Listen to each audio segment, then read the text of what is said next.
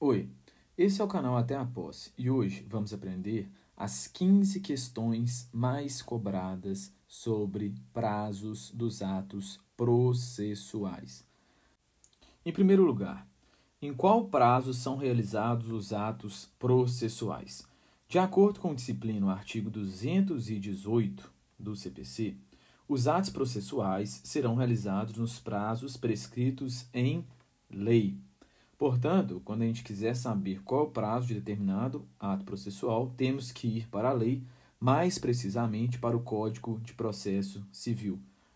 Um segundo questionamento é: e se a lei for omissa? Portanto, você já sabe que os prazos estão previstos na lei. Contudo, e se a lei for omissa? E se ela não disciplinar sobre aquele prazo? Nos parágrafos do artigo 218, temos a disciplina a respeito disso. Em primeiro lugar, é importante observar que, quando a lei for omissa, o juiz vai determinar os prazos em consideração à complexidade do ato. Quanto mais complexo, maior será o prazo. Em segundo lugar, quando a lei ou o juiz não determinar o prazo, as intimações somente obrigarão o comparecimento após 48 horas. Ou seja, se o juiz nem a lei determinarem o prazo para a intimação, o CPC diz que a pessoa só vai estar obrigada a comparecer após decorridas 48 horas. Uma terceira situação, que não diz respeito a intimações, é uma lacuna a respeito de prazo em relação a atos processuais em geral. E o parágrafo 3º do artigo 218 diz que para os demais atos, quando não dispor o juiz nem a lei de prazo supletivo, o prazo, como regra geral, será de 5 dias para a prática de ato processual a cargo da parte. Um terceiro questionamento seria se pode ser praticado o ato processual antes do prazo. Isso é de grande importância porque no CPC anterior, de 73, havia uma discussão a respeito se era tempestivo, isto é, dentro do prazo, ou fora do prazo, se for feito antes. Ou seja, basicamente a discussão era se pode ou não pode praticar antes do termo inicial. E pode sim, de acordo com o CPC de 2015, é considerado tempestivo, ou seja, dentro do prazo, se o ato for praticado antes do termo inicial. Ou seja, se você se antecipou, você não pode ser prejudicado e o ato é tempestivo. Em quarto lugar, as partes podem fixar prazos, ou seja, é só a lei e o juiz ou as partes também podem acordar prazos específicos aplicáveis a elas. Essa é uma grande novidade trazida pelo CPC de 2015, em seu artigo 191, que diz que, de comum acordo, o juiz e as partes podem fixar o chamado calendário processual para a prática dos atos processuais. Ou seja, de comum acordo, o juiz e as partes estabelecem um calendário para que os atos processuais sejam praticados em períodos pré-determinados pelas partes, fixados previamente pelas partes em comum acordo. Em quinto lugar, qual a consequência ou quais as consequências do estabelecimento desse calendário processual pelas partes? A primeira consequência trazida pelo artigo 191 do CPC é que o calendário vincula tanto as partes quanto vincula o juiz, e os prazos nele previstos somente serão modificados em casos excepcionais. Ou seja, uma vez estabelecido o calendário processual, o juiz e as partes são obrigados a observar e só pode modificar com justa causa. Em segundo lugar, a consequência é que se dispensa a intimação das partes para a prática de ato processual ou a realização de audiência cujas datas tiverem sido designadas no calendário. Ou seja, se estabeleceu no calendário uma data específica para a audiência ou para a prática de determinado ato processual, não precisa da intimação das partes, uma vez que elas estão vinculadas e, portanto, elas devem observar tanto os atos quanto a audiência nas datas previamente estabelecidas. Em sexto lugar, como se contam os dias do prazo? Ou seja, qual que é a contagem? Quando começa? Que dia que vale?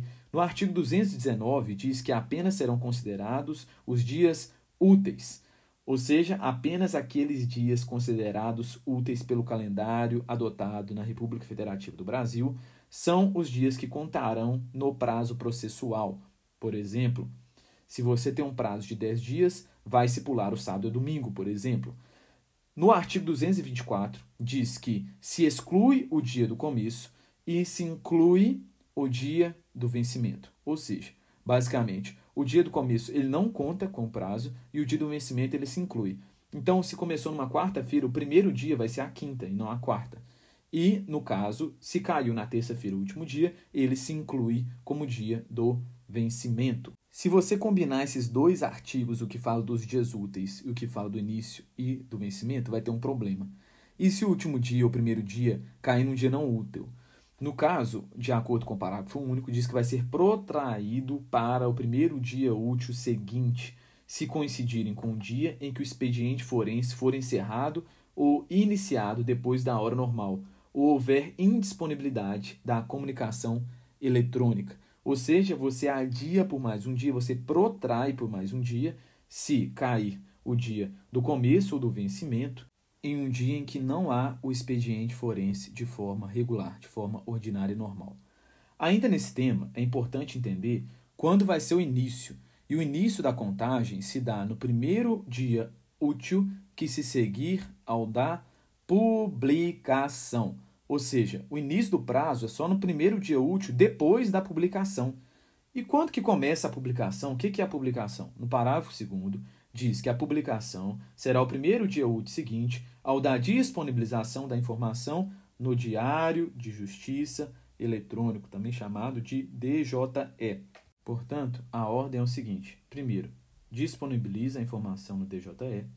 No primeiro dia útil seguinte, considere-se a data da publicação e o prazo só começa no outro dia útil seguinte ao dia da publicação.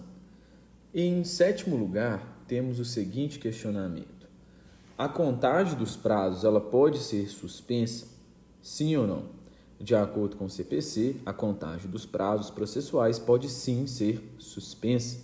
Existem algumas hipóteses para que isso aconteça e a primeira delas é o prazo processual suspenso por obstáculo criado em detrimento da parte, ou seja, em prejuízo de uma das partes, suspende-se o prazo processual. Em segundo lugar, algumas das hipóteses do artigo 303, que são inúmeras e serão objeto de outro vídeo. Oitava pergunta que a gente tem que saber é qual a consequência dessa suspensão do prazo processual. Nessa situação específica, de acordo com o artigo 221, uma vez finda a suspensão, ou seja, quando acaba a suspensão, o prazo deve ser restituído por tempo igual ao que faltava para a sua complementação. Ou seja, o prazo volta a correr de onde ele tinha parado. Dessa forma, vai se preservar uma situação igual ao que acontecia antes da suspensão daquele prazo.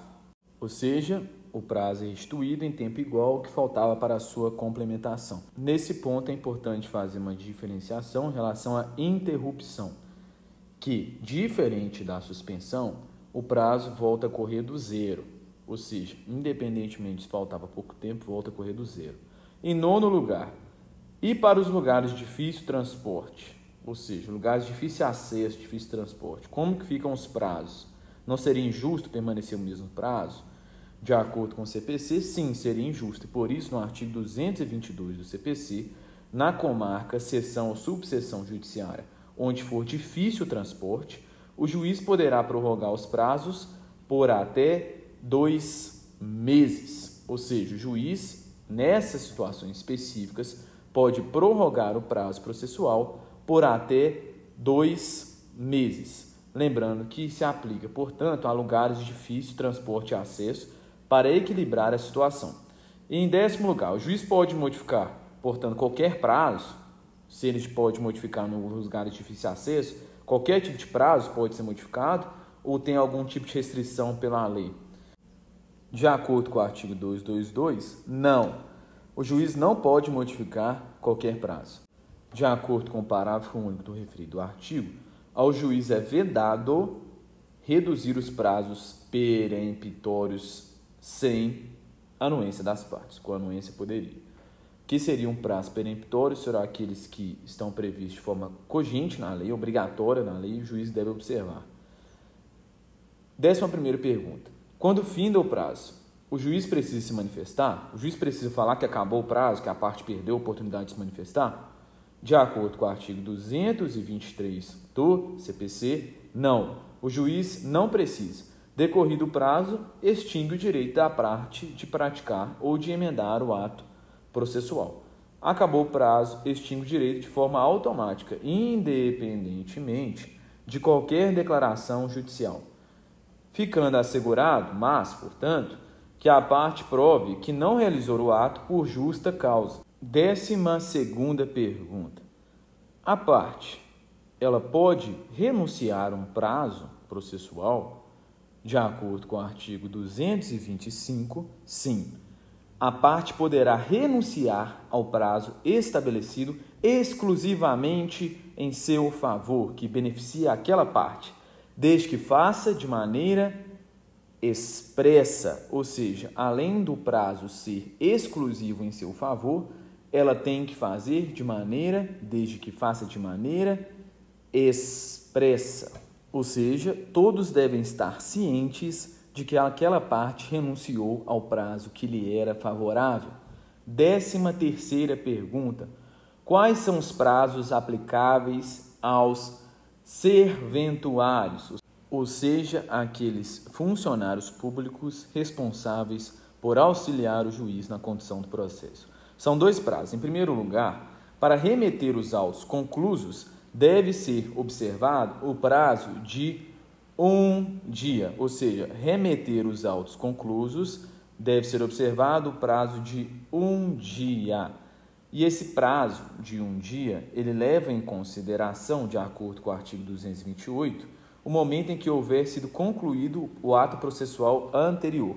E, em segundo lugar, temos também executar atos processuais no período de 5 dias. Lembrando que o artigo 228 diz que esse período se inicia quando houver sido concluído o ato processual anterior, se ele for imposto pela lei, ou quando o serventuário tiver ciência da ordem quando determinada pelo juiz. Já que falamos de juiz, a penúltima pergunta que você deve saber é: quais os prazos aplicáveis ao juiz? E, portanto, o juiz também deve observar alguns prazos. Lembrando que, para facilitar a memorização, pense em 5, 10 e 30. 5 dias para os despachos, 10 dias para as decisões interlocutórias e 30 dias para as sentenças. Quando você for pensar e lembrar dessa situação específica, tente pensar no grau de complexidade e nos prazos aumentando em 5, 10 e 30, lembrando que os períodos do juiz podem ser exercidos por igual tempo por motivo justificado.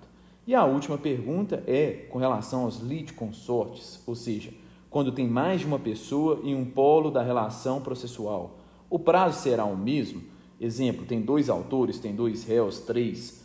De acordo com o que disciplina o artigo 229 do CPC, é extremamente cobrado em provas. Os litisconsortes que tiverem procuradores de escritórios de advocacia distintas terão os prazos contados em dobro para todas as suas manifestações processuais em qualquer juízo ou tribunal, independentemente de requerimento. Ou seja, litisconsórcio com advogados distintos, prazo em dobro. Mas como toda regra, o CPC traz também a exceção, e a exceção também é muito cobrada, que é a questão dos autos eletrônicos. Justamente por uma questão lógica, se o prazo em dobro é para não prejudicar um advogado de ver o processo enquanto o outro está vendo, nos autos eletrônicos não se faz necessário, porque cada advogado vai acessar os autos pelo seu próprio computador e podem acessar simultaneamente, não gerando qualquer tipo de prejuízo à parte autora ou à parte ré nessa situação específica.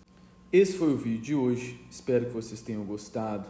Por favor, comente, deixando sugestões para novos vídeos. Se você gostou, se inscreva no canal, curta o vídeo para que ele alcance mais pessoas. Agradeço a atenção e até a próxima.